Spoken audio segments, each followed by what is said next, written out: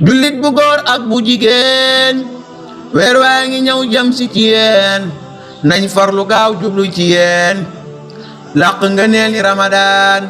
asalaamaaleykum wa rahmatullahi taala wa barakaatu mbokki jullit yi ñoo ngi leen di nuyu bu baax di leen ziar di leen jox seen wàccuwaay di leen ñaanal jàmm di ko sàkku ci yéen fasa dikk ak yéen ci naafile bis bi juróom ñaareelu guddi ci weeru koor naafile Sëriñ Souhaïbou Mbacké juróom benni rakka ñetti sëlmal rakka bu nekk fatiha benn yoon qul ya ayyuhal kaafiruun juróom ñaari yoon qul huwa allahu ahad juróom ñaari yoon sëriñ bi nee na mbooleem ku ko def laaya bu nekk des na ko ca bindal aw yiw te it dana mel ne ku saraxe junniy dinaar waaye araf bu nekk itam des na ko ca tabaxal pale bu rëy ca ajjana waaye nag des na ko may lépp loo xam ne ñaan na ko yàlla des na ko ca bindal tiyaaba ju toll ne li mu bis yépp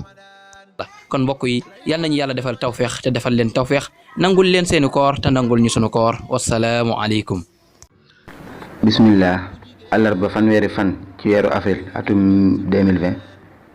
àllarba juróom benn fan ci weeru koor atum 1441 waxtu doog tey ci Touba ak li ko wër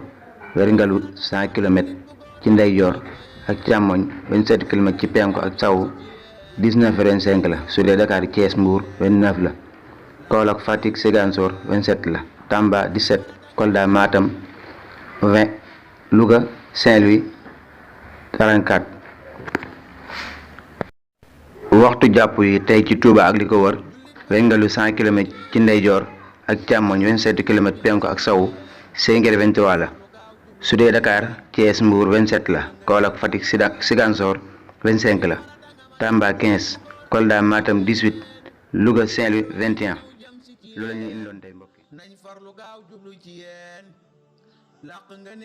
jullit bu góor ak bu jigéen weer waa ngi ñëw jëm si ci yéen nañ farlu gaaw jublu ci yéen làq nga neel ni Ramadan.